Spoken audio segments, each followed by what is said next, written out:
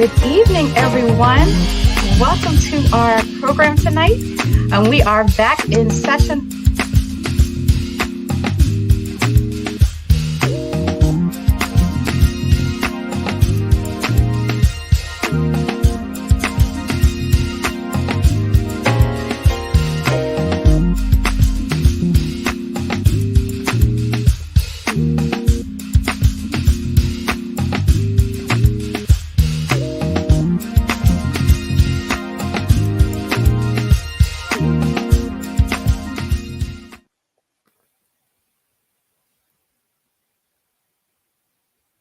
Good evening. Hello, everyone. It may be morning now where you're watching, but hello. Welcome to Faith-Filled Mom's Night In. I am your host, Tamu Lane Event, and I'm joined by my wonderful and steadfast producer, Marcia Green. Good evening, Marcia. Good evening. Good evening. And my lovely co-host tonight, Janice Roll, is with us. Hello, Hi. So I have to just brag on my producer tonight. We joke about it. Marcia was on here for her 50th birthday. She's on here doing some business and just tonight she's not feeling well and she's still here. She's still pressing. I've got to just say thank you for your commitment to making sure that we are running smoothly. So y'all pray for Marcia tonight, please. Right now, lift her up in prayer. I am off. I missed two guests.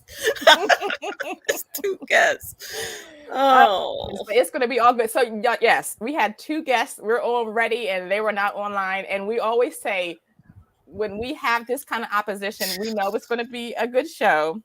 We know already. We already knew because this is such a tough topic. It was tough when we did it last month.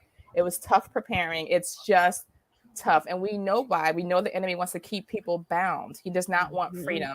So we're going to press through tonight. We already know that it is going to be amazing. We have some amazing guests that are joining us, some new guests that you have not seen before. So we are not going to hold you up any longer. We're going to get to it. Marcia, you can go ahead on backstage and do your magic, and I hope you feel better. Thank you. You're welcome. I'm going to go ahead and open us up in prayer first, and then we will get right to it. Dear Heavenly Father, God, I just thank you so much for this day. I thank you for another Tuesday, God, another opportunity just to be able to join with like-minded people and just talk about your glory, talk about your grace, even through our struggles, God. We know everything's not perfect, and we know we're dealing with some issues, but we thank you that you're there in the midst, and we can come to you, and you have a solution for every single problem that we have. So we lift up this topic of depression, this heavy topic that we're going to be chatting about tonight. Lord, if there's anyone that's even watching tonight that's struggling with it, God, we just pray that you would even give them rest, even during this hour and a half that we're going to be together, God. Lighten their load, God. We ask that your spirit would just rest upon them, God, that they would be able to hear something tonight that would be able to change their future, God, change the way that they are responding or dealing with anything that's going on in their lives, God. We just thank you for the testimonies that are going to come through. We thank you for the deliverance that's on the horizon, and we just give you glory and honor. And again, as we always pray, be with our technology, be with every system, every computer, phone, iPad, whatever it is that is broadcasting or even watching, God, that not a one word would be lost and your message would get through to anyone who needs it tonight. In Jesus' name we pray. Amen. Amen. Amen. Amen. Yeah. So let's get right to it. I want to say hello. Good evening, Carmen. Welcome. Love Tiny, I see on as well. Thank you so much for joining us. And Jovette is back. Yes, Jovette. And we did not forget about you. Jovette emailed us about our retreat, August 19th. Jovette, we are in our final stages, and we have your email, and we will make sure that we let you know when it is. But also, if you have not already, please sign up for a Faith-Filled Moms email list, faithfulmoms.org. If you go to the website, there's a box there. You can sign up and you'll get all the information about the retreat, because after next week, we go off the air live for the summer. We go on our summer break so that we can kind of get some rest and recuperation. We will broadcast throughout the entire summer. Every Tuesday night, we will rebroadcast our shows from this season, but we will not be live. We will be rebroadcasting so that we can spend some time with our families and we can kind of just rest and rejuvenate and prepare for our retreat on August the 19th. We're so excited. And most of the guests that you've seen tonight and throughout this whole month will be on. Some of our therapists are going to be coming back, and we're just excited about that program. So definitely make sure you've signed up, faithfulmoms.org. And then also make sure you mark your calendars for August the 19th, our retreat. So, hello, Tanya is on. Miss Tanya Long, my buddy. Hello. Hey, how are you? Welcome and thank you for joining us. So, what we're going to do first, we are going to bring back, if you were with us last month, you will see some of these faces. They'll be familiar. Our guest from our depression series last month. So, Marquisha, if you wouldn't mind bringing back Charlene and Jasmine, and Janice was our guest already, so she's already here. But if we would have Charlene and Jasmine join, and we'll get right into our conversation.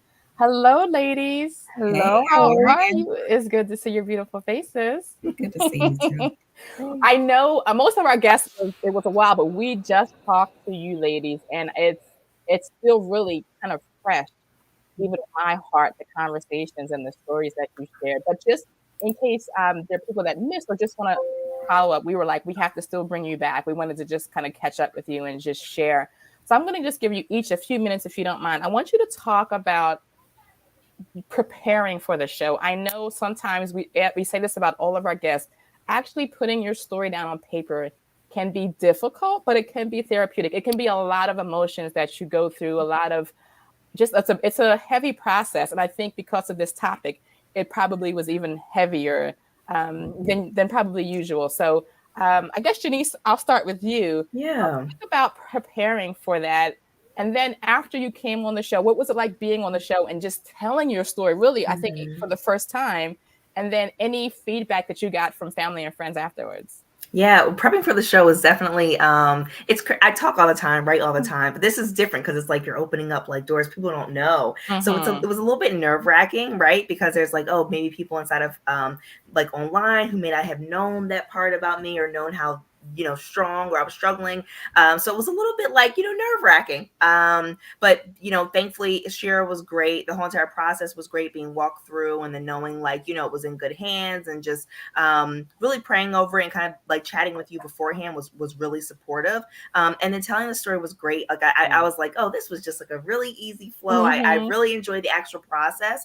And then afterwards, it almost felt like a burden had been lifted off my shoulders, and so many things had happened inside of my personal life.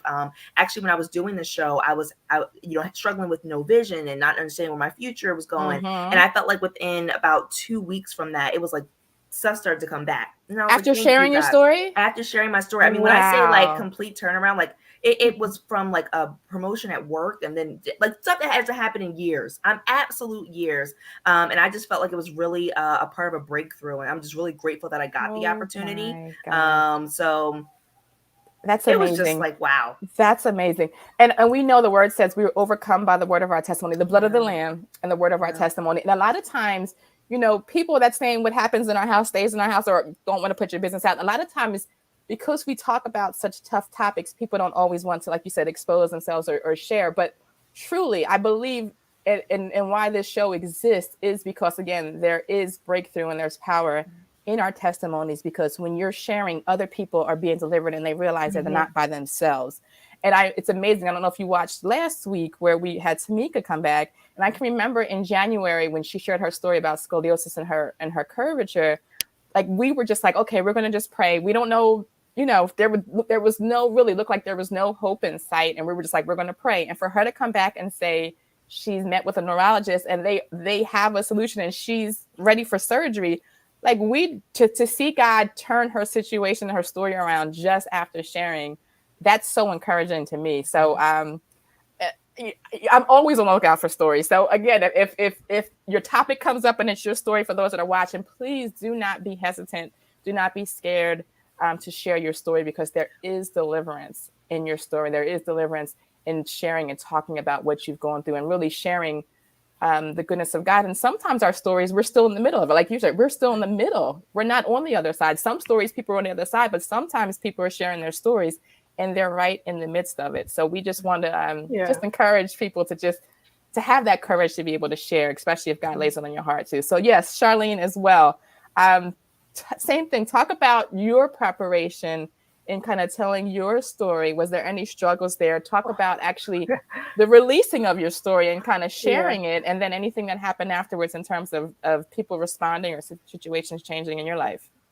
Okay, well, just like you and Janice have said, I had going through a whole gamut of emotions preparing for it. At first, I was gung ho and eager and couldn't wait to share. And then as time went on and I was preparing and started falling back into some old habits of comparing myself to others and, worrying too much about what I'm going to say and how I'm going to say it and not wanting to trigger some, trying to be careful and hoping not to trigger anyone with the topic, that we were speaking on. And just kind of beating myself up in the process and, feeling inferior and inadequate and just going through emotions that you don't need to go through. No, they're all tricks. They're all tricks of the Right. enemy. So, but long story short, I was glad initially it was a message to me from the Lord, I'm going to say, that He had brought me full circle by the fact that I was even being invited to talk about, of all things, depression. Because if the enemy had had his way, he wanted me to believe that depression was going to be my downfall. That even admitting to being depressed was going to ruin me. Wow. And so for a while, I believed those lies for a while. And so this was a release to be able to share and tell the truth. And be upfront and come out from hiding, so to speak, and just tell what I went through, what I was going through, how it affected me, and how the Lord brought me through. So, that's amazing. The feedback that I got was most of it was positive, and some of it was constructive criticism from my family, which I appreciated. But most of it was that it was inspirational and it ministered to them. Was helpful, especially to people who have not experienced deliverance yet or victory yet. Seeing that it is possible, regardless of how long you've been in a depression, that there is breakthrough possible and available. Yeah, so, I got so many comments and feedback after every show. Like, it just seemed like this really resonated with so many people. Just every night, it was the feedback from you ladies' stories. It was just really resonating with people. They just were talking about how much they were helped by you sharing your stories and sharing, the lessons that you've learned and where you've been through, what you've been through, and even how you're doing now. So, it just, this was powerful. Yeah, people were especially inspired by the poem. Yeah. And hopefully that will be published along with the rest of your poetry and just be able to be sharing. And I've written 4 more since that. Wow. Yeah. We'll figure it out. We might post it on the website or something. Sure. Well, thank you. Thank you for sharing that. Thank you. And Jasmine, Miss Jasmine. So I love Jasmine and her husband, Terrell. So Terrell, if you're watching, hello. So he stopped me in church and was just like, thank you for just giving my wife the platform to share. And of course, we knew it was going to be like that closing week that you were just going to bring it home, and you did. So I was just like, no, it was nothing. She did all the work. She did everything. But Jasmine, just same question. Share about your preparation, telling your story. And I know you share with women a lot too as well, but talk about coming on the platform and sharing, and just even some feedback you may have received afterwards as well. At first I thought it was going to be just a bunch of emotions that I was going to go through to be able to even write my story. But it was really therapeutic, being able to talk to the interviewer and then also, kind of write my story and things of that sort. It was really therapeutic. The one thing that I did not expect when writing the story, it was one part that I talked about, going to jail. And then literally that week, in the middle of writing my story, I had to go to the same jail that I was at to deliver food to the officers, because we lost an officer in Deptford. Okay. So we had donated some food from the church. And I went in there. I was like, why are my hands so clammy? What is going on? Like, why am I feeling this way? Your body was reacting. Wow. Yeah, my body was reacting. So I looked to my right and I saw, the same room that I was in. So I was like, oh, okay, that was why. And, kind of just being able to kind of unlayer some things that I still had to go back and kind of just deal with. And I had no clue that was something that I still need to deal with, because I thought it was, it was over with. It was a while ago and I was done with it, but apparently not. Being able to talk about my story, a lot of people men and women. It Mm-hmm. resonated with the different things that I went through. It was really good to be able to share and minister to different women at the time based upon what they were reading. You know, I was sending it to people almost every day. Yeah.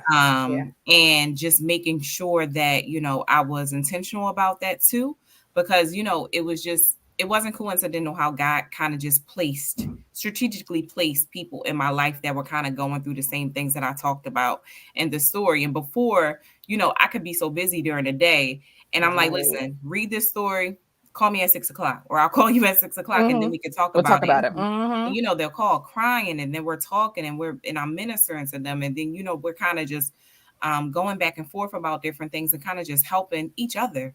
Because that's the one thing that I learned, that when I mentor people or where I'm helping someone through a lot of situations, it's not just me helping them. A lot of times they're helping me as well. That's right. And I think that's the one misconception that a lot of people have when they're placed in these positions to help people. They think that they're just there to help that person, when a lot of times you got to open your heart to allow them to minister to you as well, because it might be something that you need to kind of unpack.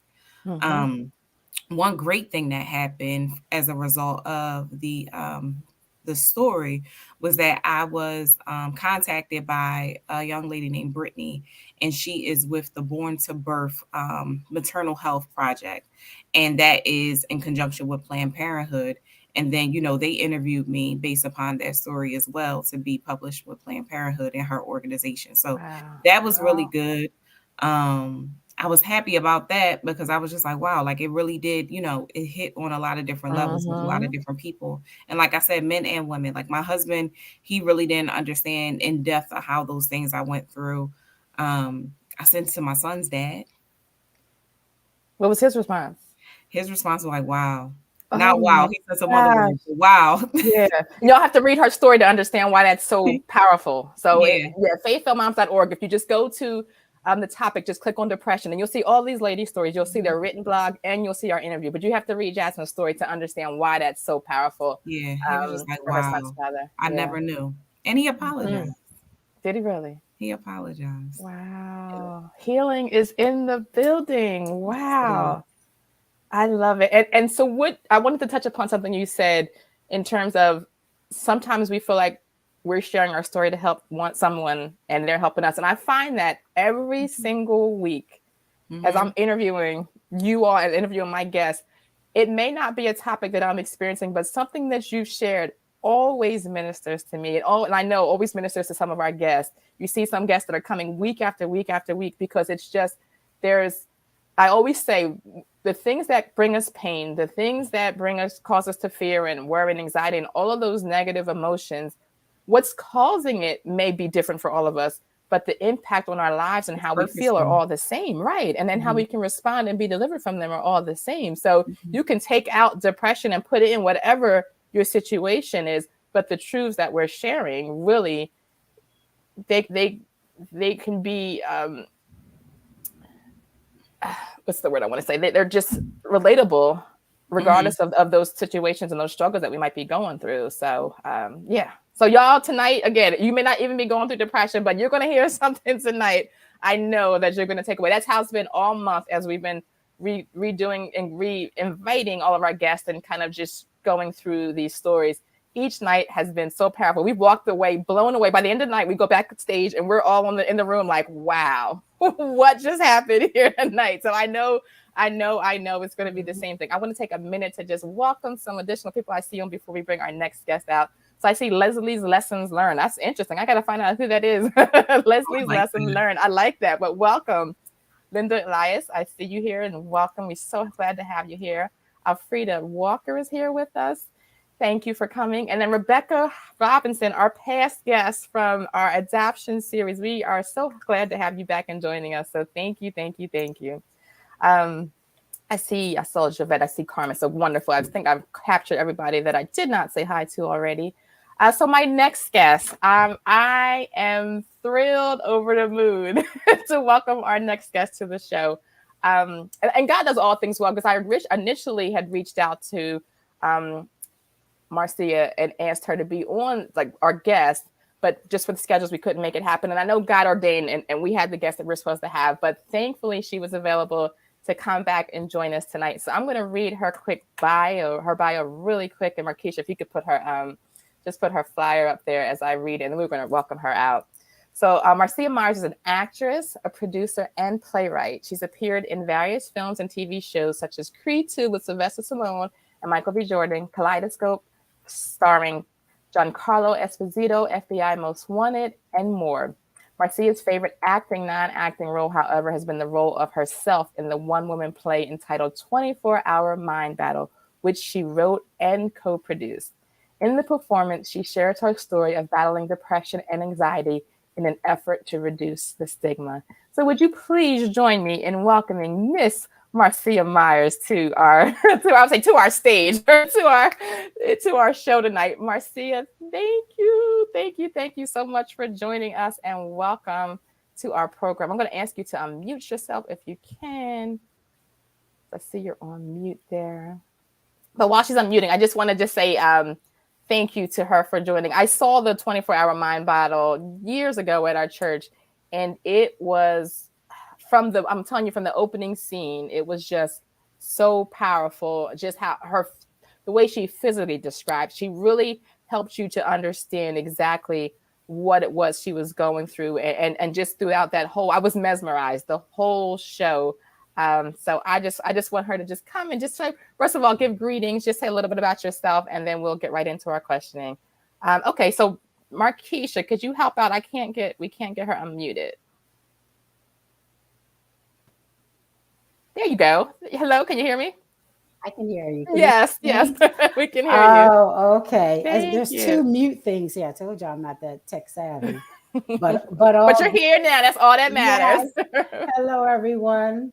Hello. Hey. We are so happy to have you on. So if you don't mind, just give greetings, just to share a little bit about yourself with our audience, and then we'll get right into your questions. Okay, so first of all, that muting thing just now, sometimes that just happens just to help me to relax. Mm-hmm. My husband always say, just laugh at yourself. So sometimes before I do anything, I heard some of you say some of the things that happen when you're about to go on. But those are the types of things that happen to trip me up, to make me laugh at myself, to let me know, okay, that happened. Now let's keep it moving, because I can get in my head. I'm Marcia Myers. I am an actress. You read that already, but I'm a wife of 32 years to my lovely husband. And my Curtis Myers and my daughters. We talked about that before we came on. 28 and 23. My oldest will be 28. And I love to dance. I love life. I love double dutch. I love being here on this earth, and I can truly say that. Wonderful. Now. Yes, that was not always the case, and that's what we want to talk about. Because a lot of times you need to see someone on the other side, someone who may have been where you are right now, to see that this is not my forever story. This is not how my story is going to end. So talk about, and we can kind of incorporate in, but talk about what led to you writing, what led to what led to the story, what led to 24-Hour Mind Battle. Talk about how that came to fruition. Yeah. So in a nutshell, and I'm going to say this real quick, disclaimer, I'm a crier. So if I do, just hang with me. It'll come out. We do it. Yeah. Yeah. So what led to it is just the fact that, in a nutshell, what led to it was I was sharing with someone that I was depressed, right? And it was somebody in the church. And I'm not going to get into all the particulars, but it was somebody in the church. And we were having a group, a small group type of thing. And we were talking about faith, and the message was about faith. And so we were talking about faith and everything. And I just could not, we were talking about faith and the fact that because we have faith, we can be free. We can be free to do. And in that moment, everybody was, amen. And, and it was almost like, because we have faith, we shouldn't have any troubles. We don't do troubles, and it wasn't to that degree, but I had to be honest in that moment. And I said, yes, I do have faith. However, I'm really depressed right now. Yeah. Yeah. And she said to me, what are you doing depressed? You're a child of God. You got to be, ain't no such thing as a child of God The being joy of the Lord is your depressed. strength, right? Right, all of that. And Mhm. in that moment, I just felt horrible. And Yeah. I remember driving home on 295, and at the time, what's his name? Robin Williams had just passed away, Yeah. Mhm. and he committed suicide, right? And I just knew that I was going to meet him one day. He's like one of my favorite actors at the time, still is. And I was going home on 295, and I said to the Lord in my car, I said, will I one day kill myself? Mm. Because I can't, because for one, I can't be honest with anyone if I'm supposed to be whatever, if I'm not supposed to be this way, if I have faith or whatever, will I get to the point where I will actually do it? Because I don't think people understand where I am. Right. I don't think people understand that I don't like myself, that I have these moments of feeling so horrible that I can't get out the bed. Yeah. And I can't get through my day. So God, can you give me a little glimpse into my future? Like, will I actually go through it? Because I've tried. I didn't go through it. There were some interventions. And as I was on my way home, before I got to my house, God said, show people what it looks like. Wow. I was like, what you mean, God? He said, you an actress. Show them what they look like. Show what it look like. And that's why in my bio, it says that's my favorite role, the role of Me. the actor / non-actor, because I make it bigger on stage, but I'm really being me. Yeah. So it's a non-acting role, And so I took that thought, I went home and told my husband, this is what God said. And before the night was out, he did the whole outline of the play. And then we came together and we got a team of people. I just asked different people. My favorite word is team. And so I just got a team of people. And this same table that I'm sitting at, we sat around the table and I just shared with them. And some of them didn't know what I was going through. And like my sister said, who was it? I wrote it down. I think it was, is it Janice?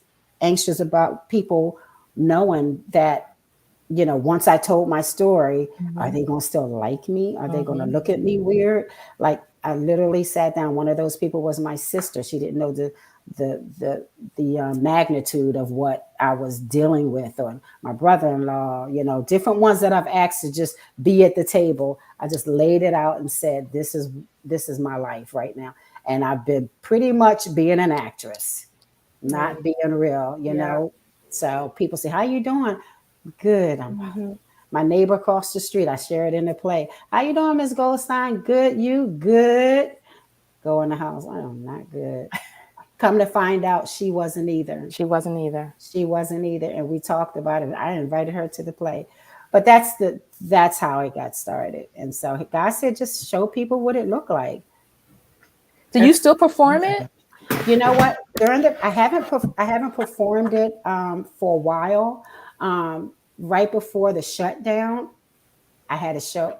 Right before the shutdown, my show shut down because of the shutdown. Okay. So I was getting ready to perform it for a teachers conference so that teachers can understand their students better in high school and middle school and high school, I think it was, and so that they can help, because the source of my depression came from when I was a little girl or a teenager, and so they figured if they can understand their students better, maybe they can, better, teach them, and make better judgments when they are dealing with their students. It's not that they don't want to behave. They're dealing with some stuff and we may not know about it, So that was the show that I was going to do. I was going to do excerpts of the show. So I am going to do it again, and I've been talking about revamping because since the pandemic, certain other things have come up, and so it's not going to be the same show, but it's Yeah. still going to be as impactful, prayerfully, And I still struggle with, do people even really want to see it? So we all go through different thoughts sometime, yeah. You want to see it. I'll say you absolutely you absolutely want to see it. And I think from my point of view, you may have depressed periods, but I had not known what depression was like until I saw your show. Aww. Like there were certain things, and I could relate to certain things here and there. If you have a bad breakup or lose your, something happens, and you kind of go through that period sometimes for a while. I know, even when Janice shared her story about even the death of someone, and sometimes you go through it and kind of can come out of it, but sometimes you don't. Sometimes you're there for an extended period of time. But for me, it just opened up my eyes to what, like you said, a day in the life. Mm-hmm. You see the commercials on TV, you see the drugs, and you always wonder, what does that really mean? Like, what is really going on? And you completely were transparent and shared to me that I felt, and really from that show, which is what led to us having this topic, because I knew just how powerful it was to give voice to that. And I wanted to have moms. You talked about being a mom and having to parent, and I wanted to bring some moms on here to share what it's like to parent and to be able to encourage if there's other moms who don't feel like getting up. Sometimes you have to get up because you have young children. Janice shared the same thing. Her daughter was very young, 2 and 3, I think, when it was first going through. And you don't want to get up. You don't want to take care. You don't want to help with schoolwork. You don't want to do all of those, but you have no support. And so for those that may not experience it, it gives us a better understanding of how to support our family and friends and loved ones who may be going through. So I think that's why it's such an important topic, because like you said, it's something we're not going to openly share. You may not be able to see it on the outside. Right. But I want to remove the taboo away from the topic. You touched upon it. I want to remove us just giving scriptures. The joy of the Lord is your strength, sister. You just pull through. I want to remove that we take the natural out and we just throw scriptures at it, and it's not really helping, and it's discounting what someone is experiencing, and you're not really helping them in this very natural experience that they're going through. It's spiritual, but it's natural too. Right. And I think, Tanya, you said such a great point when you were talking about giving a voice, right? And so giving a voice, I think that as you're going through depression, one of the first things that you feel is taken from you is your voice, right? Your ability to advocate for yourself. And so kind of like through this play and some of the other work that you're doing, it's clear that you're prioritizing advocating for those who are struggling with depression. Are there other ways that you advocate for that group of people? And what's the importance for you to continue to give voice to that audience? Who oftentimes feels voiceless? Well, it's so important to me that people understand that they do. I mean, it's that mental health awareness is not just a hashtag, hashtag there's hope, hashtag. It's important to me that people really get it, that they don't have to leave this earth. There truly is hope. There's hope in God. There's hope in their friends. There's hope in community. They have people who are so willing to listen, that want to help, because when you're going through it, you feel so isolated, or you want to isolate, and it's so. The one thing I want them to really understand is that what they're feeling is so legit, first of all, because I think sometimes people don't, just like the young lady that I was talking about earlier, who said, but you have faith, but not just her. I think that people don't really understand how legit the negative thoughts is, how legit the fact that I feel like the best thing for me to do is to commit suicide. That thought is not just I'm giving up. And I want people to understand that when you're thinking that, you legit think that's the only option. And so people need to understand there's another way. That's not so it's important for me to help people to understand that's not the only way. And I think because I've been there, and everybody's story is different. So I don't want to always say I've been where you are, and like really, because I have kids. They may not have kids, so everybody's situation is different.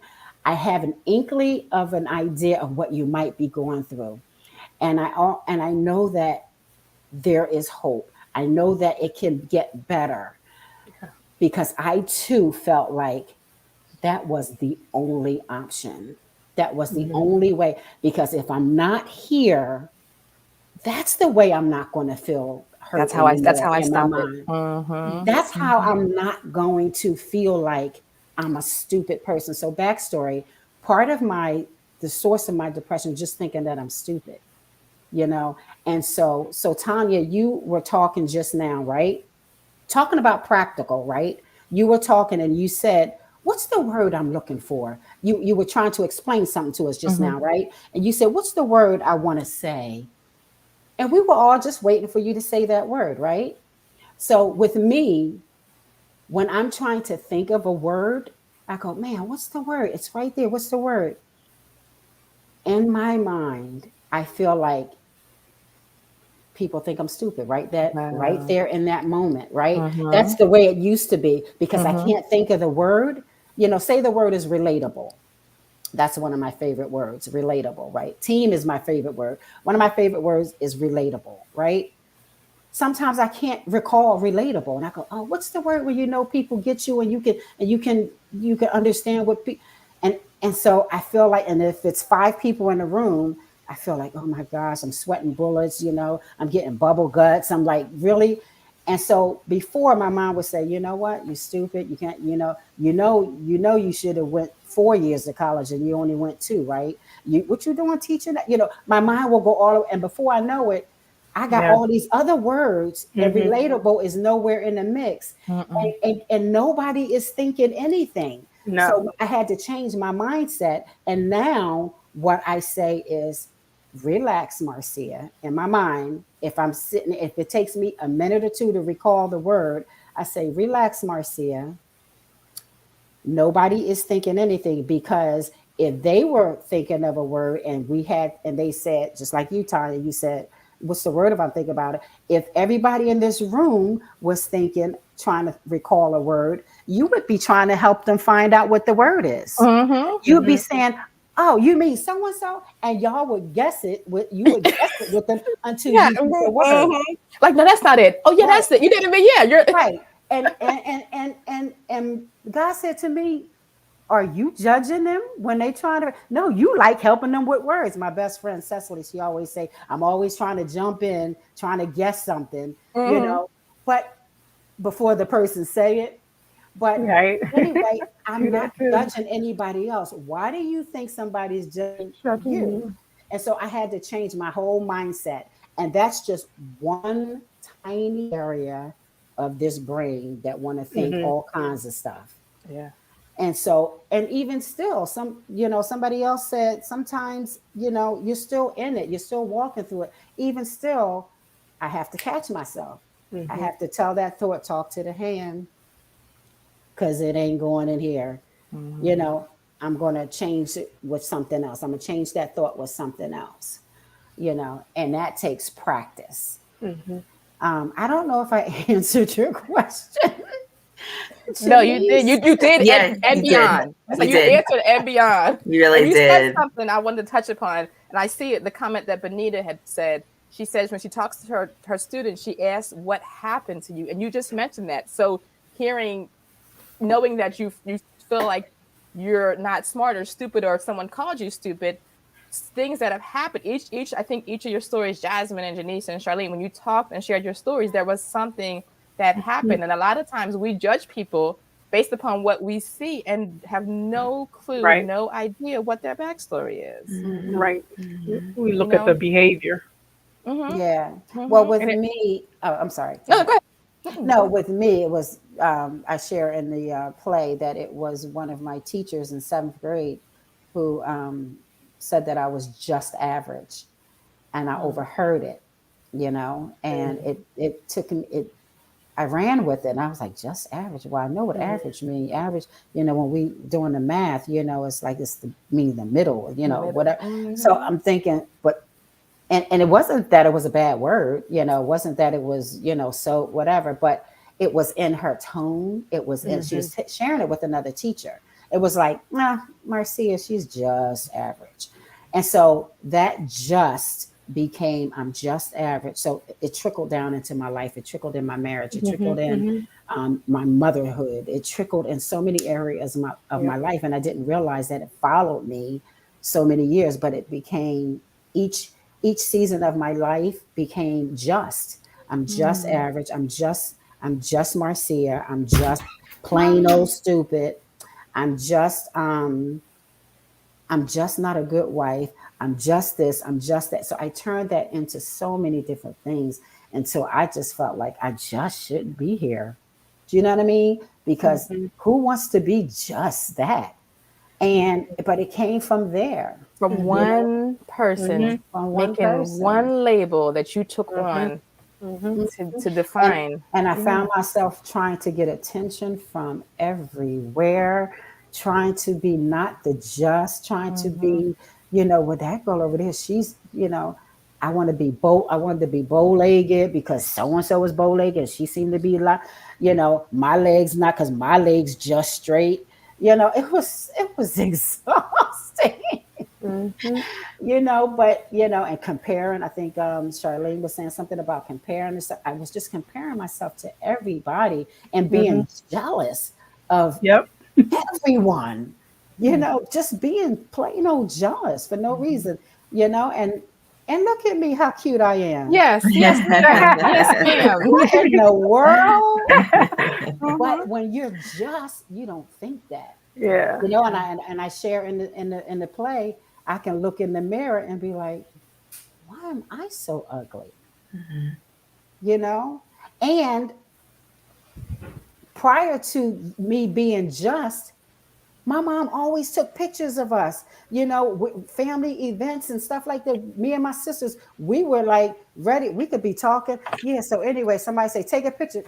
You ready, smiling, right? Posing.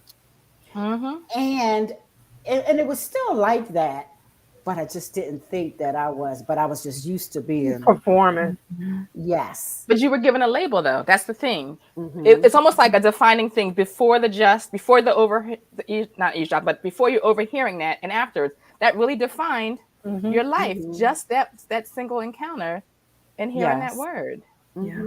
That was me. And I think too, Tanya, previously we did speak about this on an episode. It really ties into these core beliefs, right, that we have about ourselves, and they keep replaying. And so it's an actual act of changing out that core belief to what it is that God truly says about us. And so, if you kind of had to encourage someone who it has to go back, right? Because it sounds like in order to move forward, we have to go back. We have to go back, right? And amend where the wound took place, how bad it actually hurt us. So if you really had to give like an encouraging statement or some type of positive word to help someone who's struggling to revisit that traumatic event or that hurt or that moment when you're the 7th grader inside the classroom, what is it that you would tell that person who's afraid to address that previous hurt that's actually keeping them in bondage from moving forward?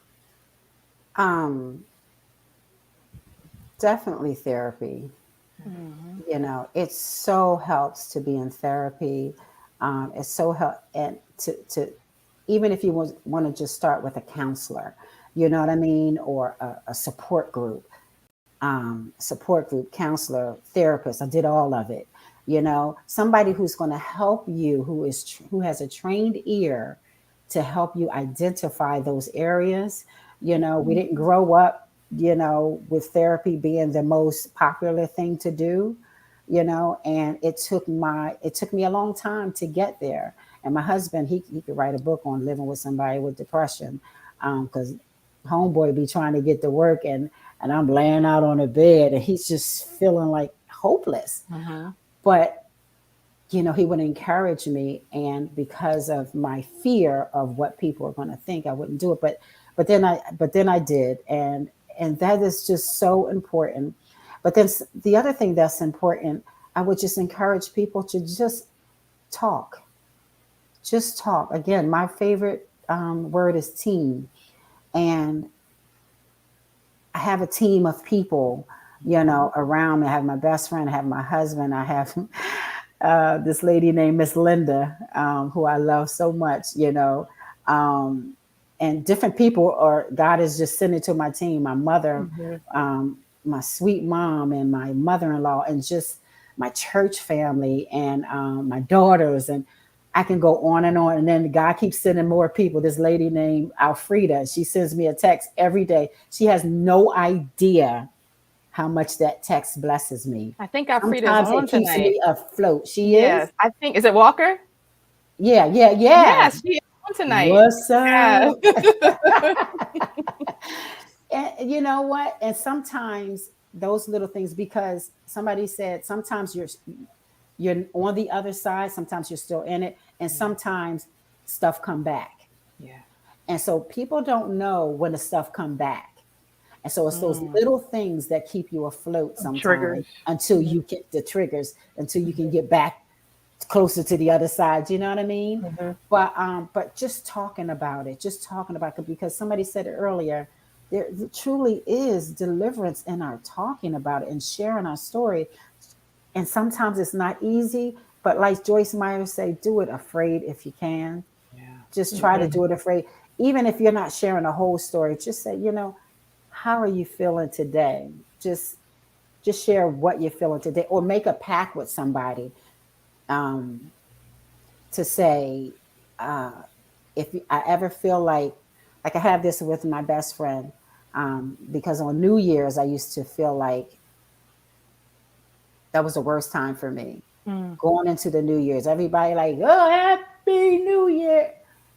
And it wasn't a happy New Year for me, because I felt like a whole nother year I did nothing. A whole nother year I still stayed stupid and just not good enough. And so why do I need to go into a whole nother year? And so she said to me, if you ever feel that way, will you tell me? And she'll check up on me or what have you, or if I ever feel that way, will I tell somebody? Just the other day, I told my husband, I had to take a breath. I'm feeling overwhelmed. I just needed to get it out. I knew I had a lot of stuff to do, but I felt like I needed to get that out. We were planning for a women's event. Ironically, it was a wellness event, but I had auditions to do. I had things to do. And I felt overwhelmed in a moment, and I just needed to get it out. And I knew that he would be praying for me. And I wasn't doing anything by myself, because again, we had a whole team of people, but I just felt like I just really wanted it to be nice. And in that moment, I just felt overwhelmed. But once I released it and I said, babe, I'm feeling overwhelmed, I just felt like it just lifted something off my shoulder, because I wasn't isolated and the enemy couldn't put it against me.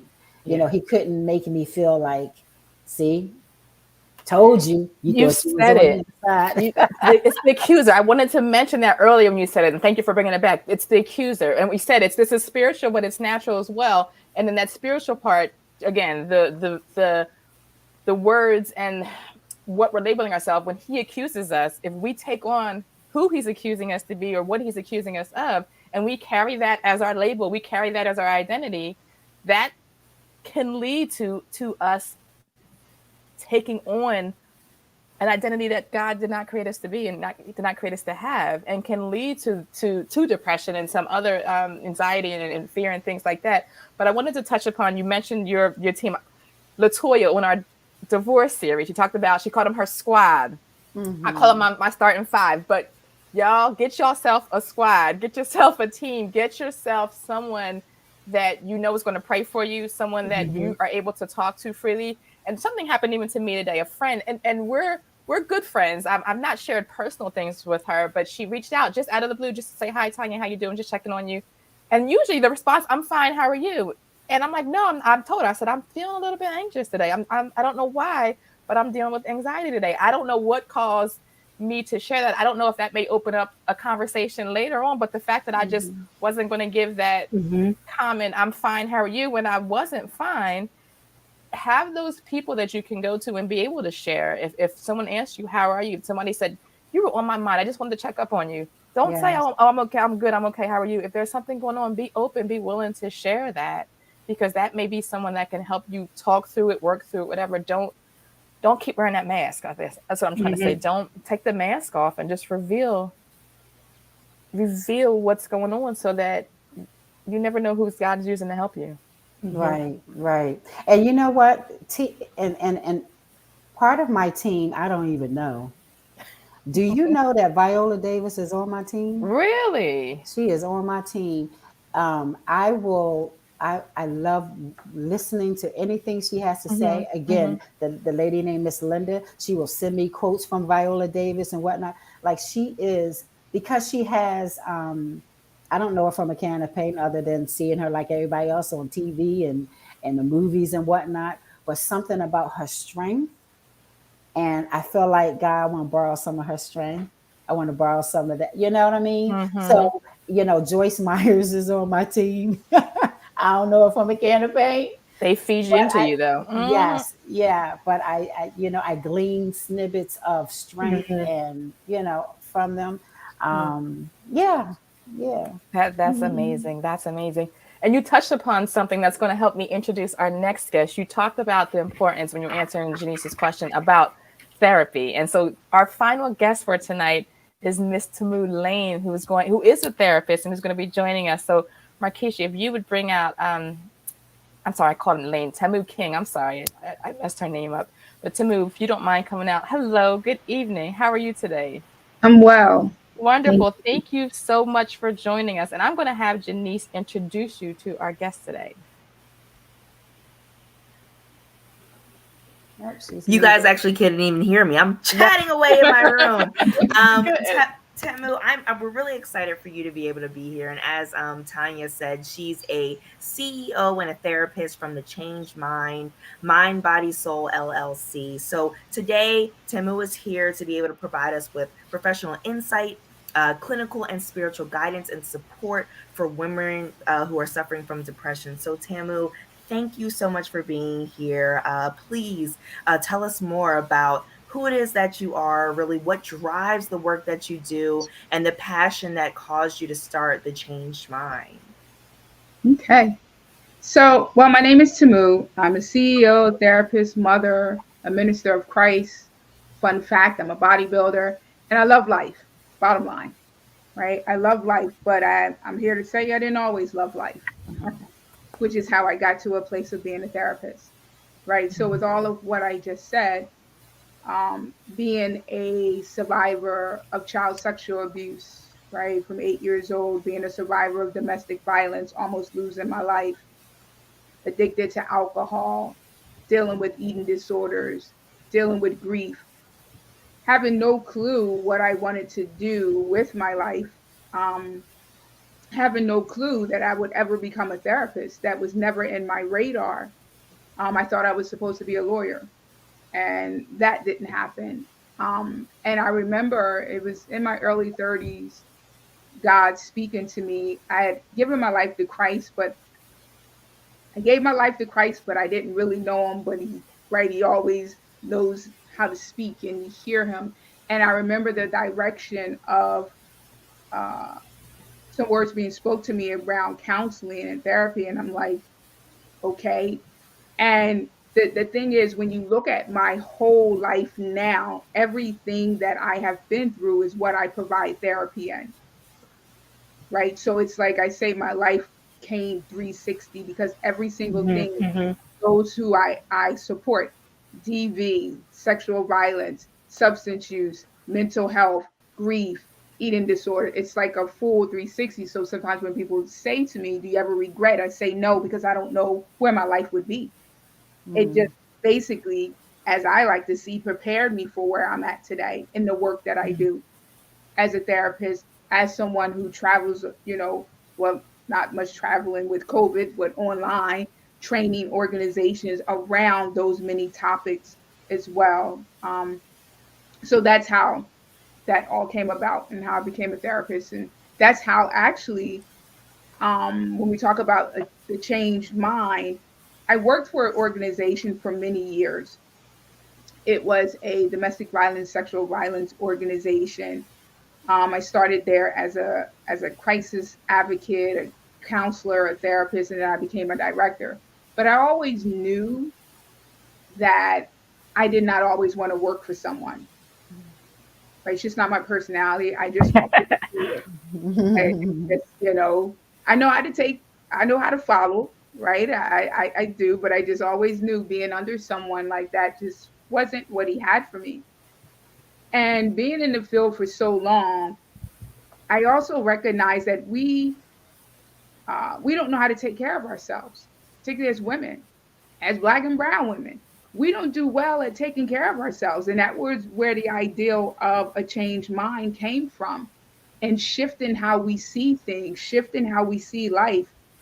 And the changed mind, my main goal is around wellness, our bodies, our minds, our souls, our spirit, right? Really giving attention to all of that. So that's how that came about. And I feel like wellness should be a mandate, right? And how we show up. So that's how a changed mind came about, and how I got to be a therapist. So. Wow, that's amazing. And I mean, yeah, clap, clap, clap, clap. Right. You talk about like I know Marcia had mentioned earlier about the importance of therapy. I know that my Aunt Charlene, Jazz, Tanya, myself, we've all advocated for therapy. Can you kind of touch a little bit about how therapy is so important and critical to the process for working through and navigating depression? And then at what point should someone say, hey, maybe I need to go see someone who's a professional licensed counselor? When do I know that, hey, now's the time that I should probably go talk to someone? Okay. So I'm going to answer that second part first. I'm going to be honest. I don't know that everyone is different when we talk about it at what point, right? For some folks, a situation can happen, and for them, they can feel that need and they're like, okay, I need to go now. But then there's others where, myself, one of the things we always say, a therapist needs a therapist. I should have had a therapist so long ago. I just got one this year. You understand? Like I should have, and I told you all the drama that I went through. I should have had a therapist a long time ago. Right. Right. And I knew that, but I think that was just things in me. I'll work through it. I know how to do the tools. I know how to do all of that and all of that good stuff. Right. So, sometimes it just takes us a little longer. But I do tell folks, no one can be forced into therapy. Sometimes we try to force people and say, well, you need to go. Because if you force someone into therapy and I'm not ready, what are we going to talk about? Wasting time. Right. Correct. And that therapist can be talking to you. And yes, we know that sometimes people can water and, things can maybe get in and maybe to come up another time. But if I am not ready to hear what you have to say or really ready to connect, it's not really going to be too helpful at that moment. Right. So it really all depends on the individual. I know that's not very helpful, but it really does. Right. It really all depends on where that person is, if they're ready to receive it, if they're ready to go in. Because I tell folks, if you're going to come to therapy, I need you to talk. If I'm talking more than you're not, it's not really going to work. Right. If as a therapist, I should not be talking. Let's say a session is an hour. I shouldn't have talked 45 minutes and you only spoke 15. Yeah. That's good. That's not how that should work. Right. You might know about my whole life within that 45 minutes. That's not helpful. Like, you know what I mean? Like, this session is about you, not about me as the therapist. So it really all depends. If someone is really getting to the point where, I will say this, if they get into that point to where the thoughts are so heavy, the depression is so heavy, or maybe they're having those suicidal thoughts and things of that nature, yes, I would say definitely get some support, right? Because I don't want them to end up, right, having it being completed. Right. Right. So if they can get some support, yes, the sooner the better, before it gets to that place. And I wanted to ask you a question. We heard it mentioned from Marcia, but I remember in everyone's story everyone at some point felt like wanting to end their life. So I want to talk about, in therapy, how would you address or handle that? Or if there's someone even watching tonight who really, even after all this we've said, still feels like ending their life is really the only solution, how would you respond? What would you say to them in this moment? Well, first I have to find out if they have a plan. So if I'm in this session and someone said, so when we go into sessions, we give the confidentiality spew, and then along with that confidentiality spew, I say, if these things come up, it's no longer confidential. Meaning you trying to harm yourself, you trying to harm someone else. There's elderly abuse, there's this, right? Those kind of things, no longer confidential. And I make it very clear so that if I do have to call 911, you're not surprised, right? So yes, I have to find out first if you have a plan, because if now you're telling me you have a plan, I immediately have to call 911. There's really not much we're going to discuss at this moment. Amen. Because I need to get you some help, right? We're not going to sit and talk. I need to get you some, and not that I'm not there to help you. I need to get you some stronger support, particularly if you're telling me right now, I got pills in my pocketbook, and when I leave here, I'm going to take them. Or I have a gun in my car, and when I leave, you know what I mean? So yes, so immediately that's what happens if you have a plan. If you don't, so after you say that, and I realize that you don't have a plan, but you're struggling, so now we're going to have a conversation around that struggle, right? I'm going to kind of pick and grind and see where you are, to see what exactly it is that you're dealing with and how we can work through that, so that I can help you to begin. And it might not happen in that session, but at least to begin to get you to think about next steps. Because if I can get you to think about next steps and a future ahead, then that gives me hope. Yeah. Because now you're talking about a future. People who are ready to die, they're not talking about a future. They're like, I'm done. Yes. Janice mentioned that on her show, not having any vision. She couldn't see herself anywhere. 2 weeks, 3 weeks, a month. She shared that. So that's excellent. That's an excellent point you bring up. Yeah. So if I can help you get to there, then I have hope, and I feel a little comfortable knowing, okay, when you leave here, there's possibility I'll see you next week. Right. You know what I mean? Or you're going to be okay. So those kind of things we'll process. Yeah. And I want to, that was great. I want to bring up, and I saw Benita talking about, so those that are teachers, or even if you're a parent or a friend, if someone is sharing that they want to end their life, to even ask them, do they have a plan? I never thought of that, but I think that's a powerful question to ask, to see, have you really thought this through, and are you on the verge of it, or is it something that you've been thinking about, and you're wanting things to change, but I haven't taken that step of how I'm going to do it.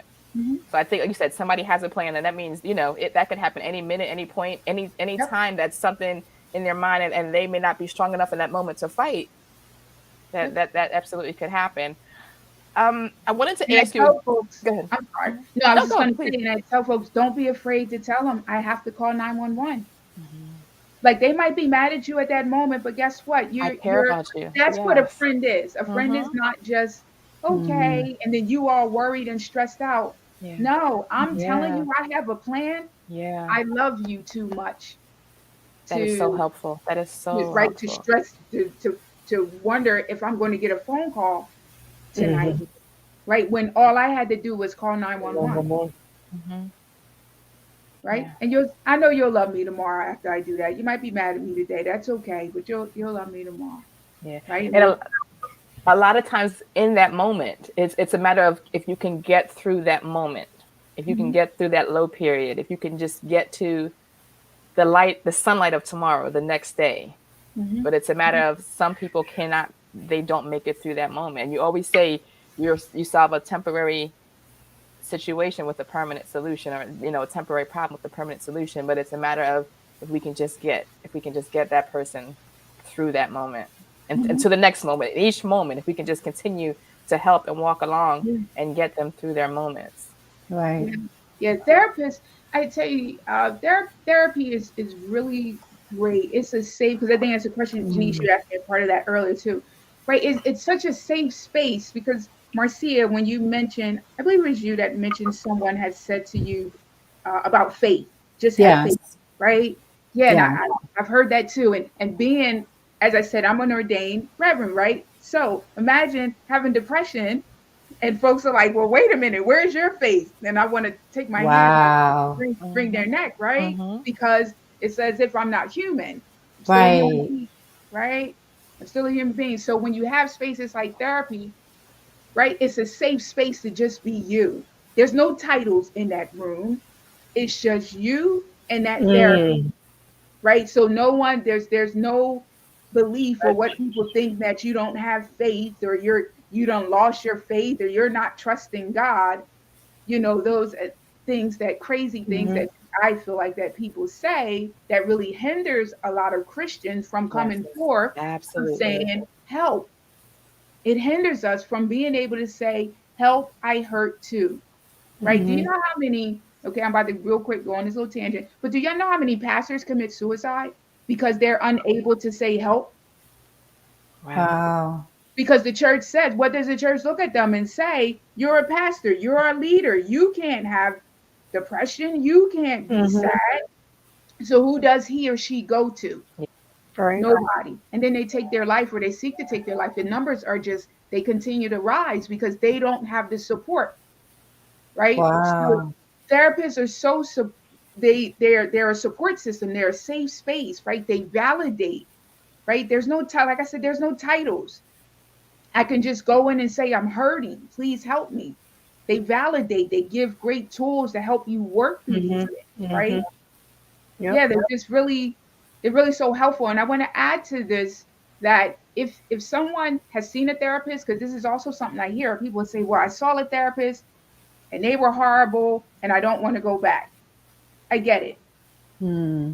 When I started to get therapy currently, I saw three before I found the one. Mhm. Mhm. Yes. One wanted to talk 45 minutes. That's where I got that from. And I'm like, dude, do you know I'm a therapist? Why are you talking 45 minutes? I only got a few words out, right? That didn't work. And I tell them, it's like anything. You keep trying until you find the one. Hopefully, you Yes, don't have to go through so many, but I don't want you to give up. that's right. And Right. there's just different, everyone doesn't meet everybody, right? Yeah. So I really want to say that if one Yeah. person doesn't work, try Mhm. again. Mhm. Mhm. Yeah, same thing with a doctor. Even I was thinking you're talking, even a hairdresser. If somebody doesn't do my hair the right way, I'm gonna find somebody else to do it. I'm not gonna just sit there. I'm not gonna get my hair done anymore because this person messed it up. There you You go. can find someone else. That's Your right. nails, all that. Mhm. All of that, right? We don't give up, but we'll give up. That is so, yes, but we'll give up when it comes to like our inner self, Yes. Right. Yeah. right? Our Yeah. inner health, our inner being, our mental state. We will give up after the first time. Oh, I saw them. Oh, I took that one pill. Oh, I did that. It was enough. I'm done. Because we can say we tried, That's Mhm. it. When Yeah. we really didn't, because we Yeah. we we don't really try hard enough for ourselves. For ourselves, Hmm. we do it for other people, but we don't really do it for us. But it could be That's not scary, fair. right? You think it could be scary? I'm thinking of your show, Marcia. Again, I'm thinking sometimes you just you're content. Well, not content, but it's more comfortable to be stuck in what you're sitting in than to move outside of that comfort zone and to try and to reach out to another therapist or to make that phone call or to share. It may be more comfortable in the pain you're in instead of the uncomfortability of doing something different that you're not Right. used to. Right. Because it feels like there's no hope. Mm-hmm. If I can't get it, I tried it and she said there's no way I should be here or whatever, then I'm doomed, Yeah. you know? And it's just like you said, it's just easier. It's just easier to just stay there than to try to fight because the fight is already so draining. Like, Yep, I gotta fight, yep. you It's easier know? to And stay in yeah. bed. It's easier to stay in bed and just put the Mhm. covers over your head and just yeah. And that's So, what kept me stuck so long, and not seeking help because I was under the mindset that my problem is spiritual. So how is secular therapy going to help me? Mm. And that mm, was a preconceived notion that I had until Mm-hmm. I, like the therapist said, finally finding someone that worked and realizing that I was depressed private source that was beneficial, for Yeah. a preconceived notion that I had. I think for a long time, I was in a space where I didn't think that I needed help either, because I didn't necessarily want to die, but I didn't want to live, if that makes any sense. Yep. So Perfect In sense. limbo, and you were in in- limbo, like I yeah, was. I didn't want to commit suicide. This was, a moment in my life. I didn't want to commit suicide, but I didn't want to live either. Yep. So, I didn't feel like I needed help. Like, I'm not saying I'm suicidal, but every morning to swing my feet over that bed, I'm just like, again, I got to do this again. I did it, but that was still a portion of my life where I did not have just I wasn't intentional about getting therapy because I didn't think that that was an issue. But a lot of women, we don't realize that's an issue too. If you have a hard time getting up, swing your feet over the bed, and really, you got to press, and you have to constantly think like, hey, like, let's just live today. And just like Janice, you said you didn't know what next week looked like, or a month from now, or a couple of months from now. That's kind of where I was. And that's when I knew, I was like, oh, it's time to go back to therapy. Like, it's time to go back to therapy, because even though this isn't suicide, it's definitely something that needs to be addressed. Yeah. Because one thing leads to another, and it'll just get worse. So I'm glad you addressed that. I'm sorry. Go ahead. No. I was going to say, I wish that we could break that thought process. Charlene, when you were saying, I'm a Christian and therapy, it didn't, because we doctors, we go to doctors, and like we do all these other things that some I guess we consider, I don't know, secular. I don't know what the thought process is, but it's as if when it comes to our mental and it comes to a therapist, we get confused, because we all do. So many of us as Christian, right? We don't think that, but I'm like, Christ created me. I'm a therapist. I'm a believer in Christ, right? So why wouldn't we go? Right? But there's something about, it's as if we have this thing that if we are Christians and we go to therapy, it's as if we are not believing. We don't trust God, right? We don't trust God. Right. Something's wrong with our faith. Yeah. But he created these positions. Right. He created the therapist, right? He created us to be able to connect with people. Right. He said, I'm still here. Yes, I'm the one you trust in, but I also built you to connect with people that can help you. Right. And so we have to be comfortable in knowing that it's okay to go talk to someone. That's no different than you breaking your leg and say, well, I'm just going to believe God that my leg's going to be good. So I'm not going to the doctors. I'm just going to go to church on Sunday and see if they can help me. Yeah. We're doing that. We're not doing that. Yeah. Right. And we deserve to get the support that we need. I think a lot of it is fear too, fear of opening up to someone that you don't really know, or just what the process is going to look like, not knowing going in. That first time, right? It's just that first time. Yeah. Getting over that, being exposed, making that first vulnerable. call, making that first call, and that first appointment. Yeah.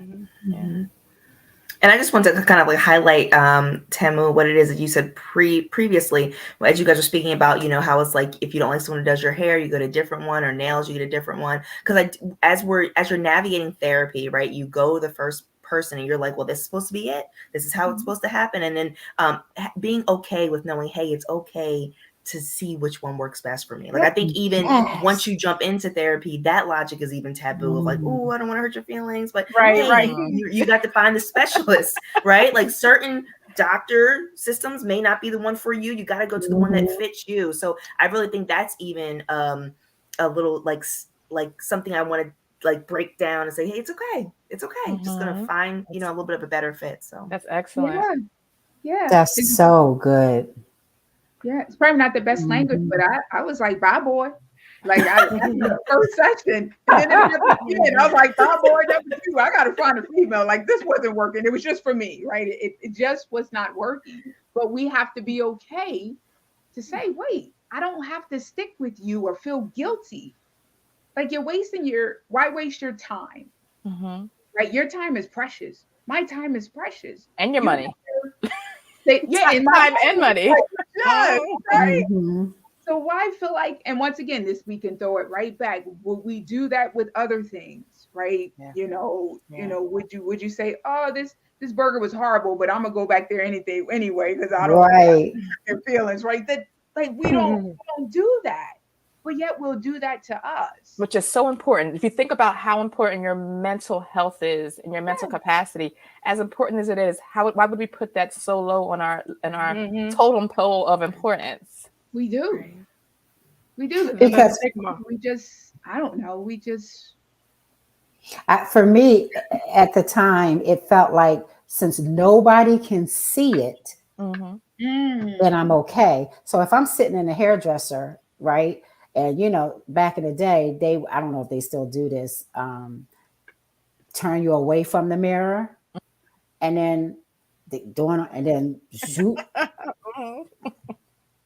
If I know my hair looking like, what in the world? I know I'm not going back there. Do you know what I mean? Because you're not going to make me get back in this chair. I'm going to go find somebody else who's going to make. So I don't want people to see my hair like this. So people can see my hair, but people couldn't see my thoughts. People couldn't see I was hurting. People couldn't see all of this. So because of that, it's so much easier not to focus on getting help for all of this. I know I've been having problems with my knees, right? And do you know that I have been researching stem cells?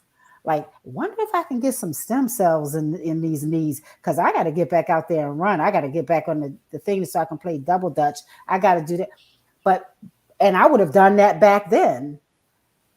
But that was easier because people knew I could run. People knew that, it was all about what other people thought. It was all about, well, they can't see in my brain. They can't see in my heart. They can't see. Now, my husband couldn't notice because he knew that I couldn't get out of bed. My girls could notice, although I didn't know they were little girls. I didn't notice. I didn't know that they knew. And I shared that in the play. But they knew something was not right with mommy because she's not out of the bed yet. But the bottom line is, it takes us so long sometimes because we feel like nobody knows. So it's okay.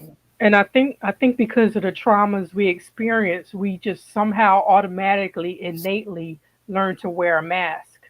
And we get so used to wearing that mask and not letting people in. Absolutely. And feeling like once that mask is taken down, that, oh, now people know I'm a fraud. Or, that I've been performing all this time, And you don't even realize that that's what you're doing. Janice said it in her story. She would go online and just be this inspirational, and like she would come online and just be encouraging her viewers and her followers. And like she said, after she went offline, the mask went right back on. Yep. Right back on. Wow. So, ladies, I want to say thank you, and I do. Marcia, you helped me tonight because I messed up. I was over here frantically. I messed up Tamu's. I don't know why I keep saying Lane and it's King, and I actually did your slide that way. So I saw Marquisha put it up. So I was back here trying to do some magic. So I have your correct slide, and I also did not send the bio to Janice. So I'm going to be very transparent. I am in this race. I am, what is it, 400? I'll say with the 300 mark. A sister is tired. A sister is tired.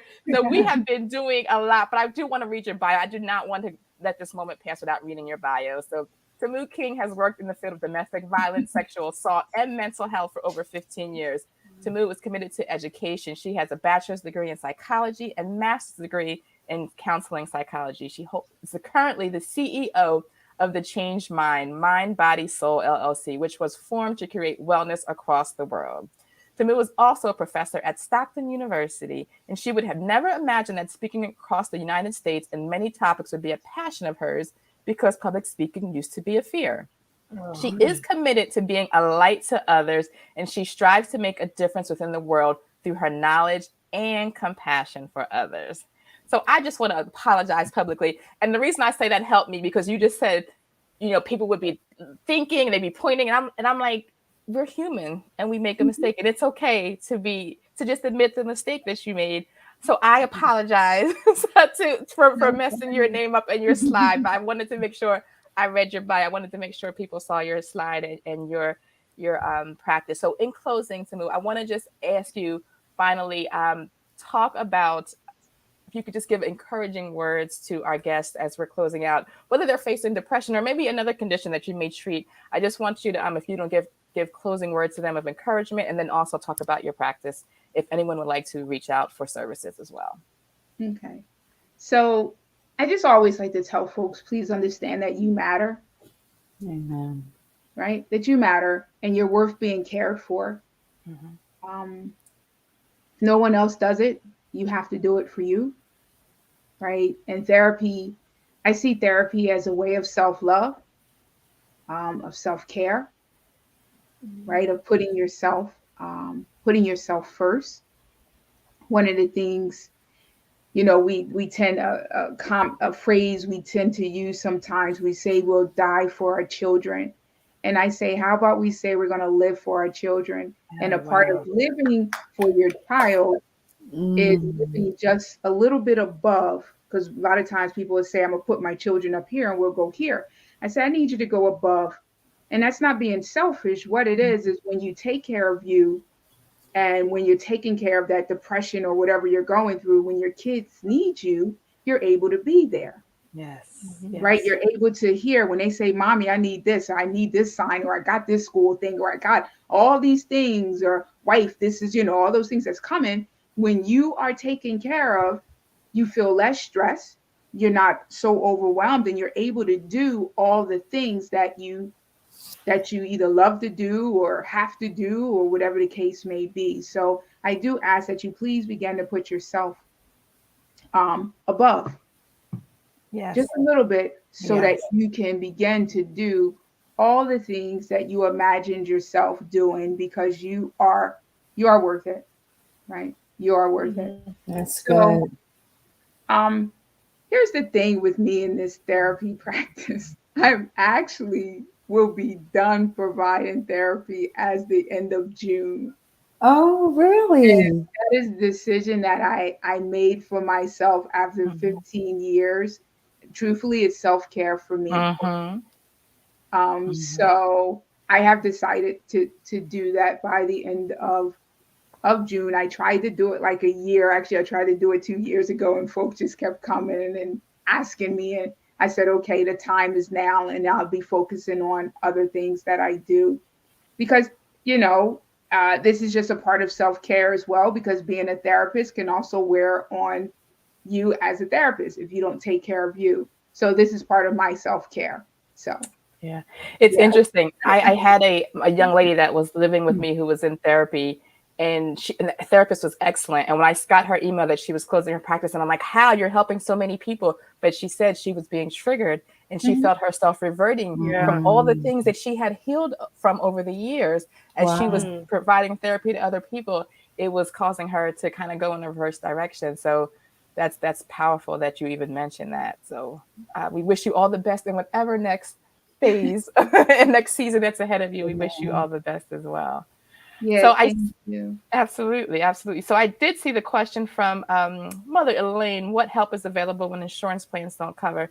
So Jasmine did put a link up there, but I don't know if anyone on the panel has any insight into that question as well, if there are other options outside of insurance other than Faith-Filled Moms. But I don't know if there's any other.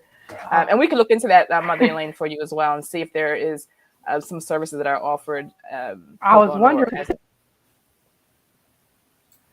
I have another resource. Sometimes with your there's a book employer. Oh, there's a feedback. I'm sorry. Might be delay. Yeah. Go ahead, Charlene. Were you speaking?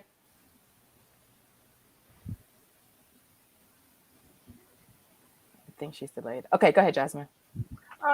It was from the Lord. It came through one of the devotionals that I read, but it's called Why Like This. And although the therapist here with us tonight talked about changing our minds, which I have changed my mind, but the actual change in behavior to me still hasn't manifested. And there's reasons for that. And this is it's addressed in this book, is Mary's Therapy and Theology, the person that wrote this. and it's excellent. It tells us about the traumas that we experienced way back when and how it still affects us today, and how it helps you walk through and unpack all of that, using theology and therapy married together. So I Wow. think it's an excellent book. Again, it's called Why Am I Like This? How to Break Cycles, Heal from Trauma, and Restore Your Faith. And it's by Colby Campbell. So Thank you. Thank hopefully you for that's sharing helpful. that. Yes, thank you. All right, Jasmine, you had a comment as well? Yes, I was saying sometimes you can check into your employer to see if they have any associate programs where they give you free therapy sessions with different things that you may be going through with different changes of life. Look into counseling at your church too. It wouldn't necessarily be a licensed therapist sometimes, but sometimes we do have counselors within our churches that are available for us. I know at Victory we have the Stevens Ministry with different caregivers to help you through different times in your life. And then always I say, pull on a friend and, gain an accountability partner for the different things that you're going through in your life. That can always be a start when you're not able to fully be able to fund a therapist. Mm-hmm. Yeah. And I'm wondering if there may be county or state services that may offer as well, to look into that also. Mm-hmm. All right, ladies. Well, thank you. Thank you. Thank you. Once again, as we kind of expected, this was, I'm going to rewatch this. I'm going to go back and watch it again because it was so much that came out that that's still just settling in on my chest and on my heart. So thank you to each of you. I appreciate all the transparency tonight. I appreciate your willingness just to share your journey and share your experience. So thank you very much. Like I said, Tamu, best wishes in your next phase. Marcia, let us know when the show is. We will promote it. We will be there. I need a front row seat. I need a front row VIP seat for the show.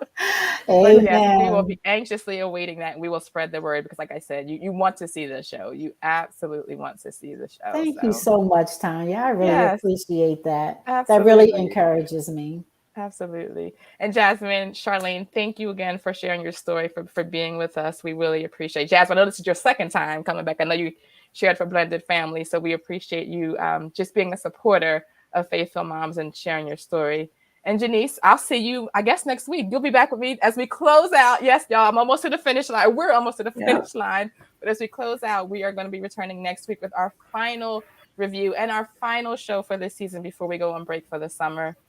So if you remember from our child diagnosis show, we had Sharon Williams, who was just powerful. She talked about her daughter that had sickle cell disease, who actually joined us, but her other daughter, Melissa, was not able to join due to some issues. But she will be back with us next week, sharing her story about that liver transplant and living without the liver for that period of time, and just her powerful story.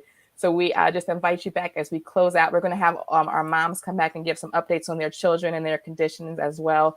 And for those that can't make it, we're going to have them send us their updates as well. So I know that even Veronica was saying her son goes back. If you remember his issue with his kidneys and bladder, he goes back to the doctors next week. So keep him in prayer. We're praying for a good report, an excellent report. We've been hearing this coming back each time. So we're praying for an excellent report for him.